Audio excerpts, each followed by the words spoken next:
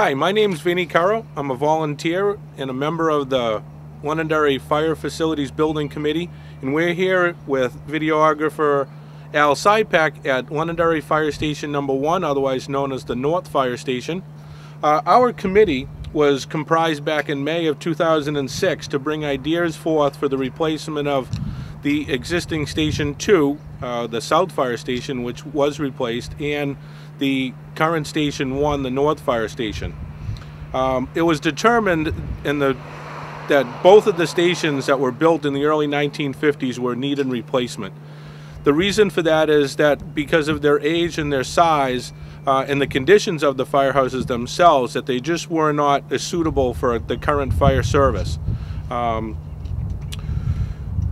land for the South Fire Station was purchased in 2002, and the land for the proposed new Northwest Fire Station was purchased thereafter.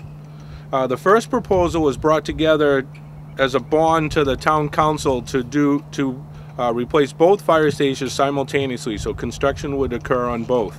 The town council thought that needed to be reviewed, so what we brought together was a proposal in the spring of 2006 was a bond for $2,375,000. With that money, we were able to replace and rebuild or build the new Station 2 South Fire Station and do much of the site work for the proposed Northwest Fire Station, which would be Station 1 up in the north end on the land that we purchased on Grenier Field Road. The bond passed and we completed the work and started at the spring of 2006. We completed in December of 2006 on time and on budget.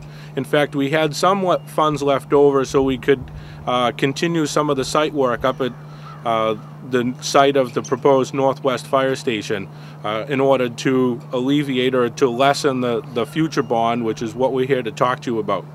We'd like to take a tour inside the current Station 1 and show you some of the conditions and the reasons why we decided to put this bond on the article for this year. The bond will be article number 2, and it'll be a bond for $1,975,000 bonded over 20 years. There'll be some information at the end of the video that'll give you an idea of tax impacts and some contact information for Chief McCaffrey and myself, so if you have any questions at all, please feel free to give us a call. If you'd like a tour of either the current Station 1 or the new Station 2, would also be able to help you out, and just give us a contact. Come on inside, we'll take a look inside Station 1. Welcome inside Station 1. The original firehouse in the town of Londonderry, built by volunteers in 1952. At the time, the fire service was a volunteer fire service. The station was not constructed to house members overnight like we currently do now. The fire service back in the 1950s was much different than it is now. The equipment was a lot smaller, therefore we didn't need the size of the station that we're going to propose. The equipment nowadays, we need to be prepared for not only fire emergencies but also EMS, hazmat, and now with the expansion of the Manchester Regional Airport, our responsibilities are even greater. So therefore, the facility itself just doesn't handle the size of the equipment and the fact that the personnel now live here 24 hours a day. Fire stations are unique in the way that not only are they a place of work for the workers during the day, but it's also their home at night. Our firefighters in the town will work a 24-hour shift. They start at 8 o'clock in the morning, they go to 8 o'clock the following morning. So it is also their bedroom, it is their workroom, it is their weight room, it's their whole life. So, which is a lot different than when the fire station was built back in 1952. The bays, as you can see from looking at it, the bays are just enough to handle the equipment that we have now. In fact, when we design the new pieces of equipment that we actually have to design the pieces of equipment around the firehouse, not only because of the limitations that we have. The amount of equipment that we need to carry on them would allow us to have a larger piece of equipment, but it's just not possible. As we come into the station, you can see the doors are in need of replacement. This is actually our personnel entrance door here where people would come into. It's not handicapped accessible, which doesn't meet any of the building codes that we have nowadays. The public is basically limited to what they can do inside the firehouse when they want to come in. Inside the firehouse, one of the one of the interesting items of the firehouse is the fact that when they added the second floor so that we could have the living quarters for the firefighters, at the time being done by volunteers, budgets were what they were, similar to what they are now. So our volunteers improvised, and they actually used railroad track that was left over from the dismantling of the railroad track right down the road in order to support the second floor.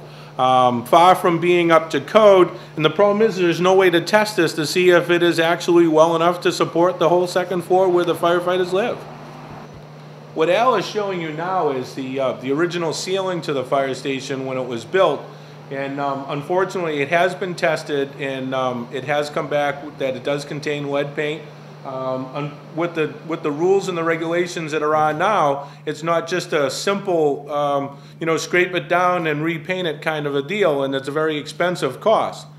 There's a lot of things that we've tried to do since the proposals have come up, just to maintain, a decent living quarters for the guys and a decent building. Within the past year, and trying to keep within budgets, but more importantly, trying not to waste the town's taxpayers' money, the only work we've done in the last couple of years up here has basically been maintenance items. Of the 2 boilers that are in the back that take care of the building, we've had to recently replace 1 over the past summer. And upstairs, when we go upstairs to the living quarters, just recently we needed to do some mold remediation up there due to some water leakage because the roof isn't structurally sound. During that time, the firefighters actually had to live outside in a camper, so while all the work was being done, they were in a safe environment. Those costs totaled from the last year to this year is a little over $8,000, and it goes to the point that how much money do you put into something that you know actually needs to be replaced without wasting too much of the taxpayer money. Over here in the corner, you'll see new ceiling and paint. This whole corner here was what, when I talked about earlier about the mold remediation that was done. This entire corner, this entire ceiling was all had to be taken out. This whole part of the station, this is actually, we're in their day room, what we call the day room, so it's like their living room and kitchen that you would have at home. It was all taken out, it was all done in plastic, the remediation was all done.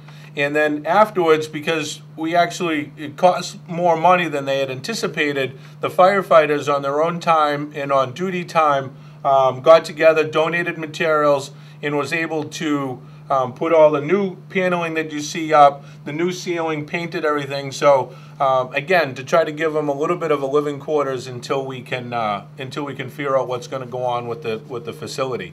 Up above us at the ceiling, there's approximately 6 inches of insulation inside an industrial building, which herein lies another reason for the replacement of this station is that its mechanicals, its insulation, the windows, the doors are just so inefficient right now that we basically are wasting town taxpayers' dollars heating and air conditioning a building that is just not suitable for that. A question came up at one of the town council meetings is what would be needed in order to band-aid the situation in order to hold it over, and a number came out of $400,000. In looking at that, $400,000 would get us probably a roof, new windows, but we're not even sure if once they take the roofing off of the roof, if it's structurally sound enough in order to actually be rebuilt. At that point in time, what do you do? If you strip off a roof because you're going to try to do something to band-aid a situation, there's just nothing you can do after that. So with the help of the firefighters up here, they've been donating their time in order to try to present a presentable living and workforce place for them. Again, in the day room and the kitchen side of it, you can see what's going on. A couple of our firefighters have volunteered to take the cabinet doors down, refinish them, repaint them so we can put them back up. A whole lot cheaper and a whole lot easier than trying to replace entire cabinets. And a good, just to make it a pleasant work environment and living environment. Hi again, we've moved over to what we call the weight room, which used to be a day room kind of a thing.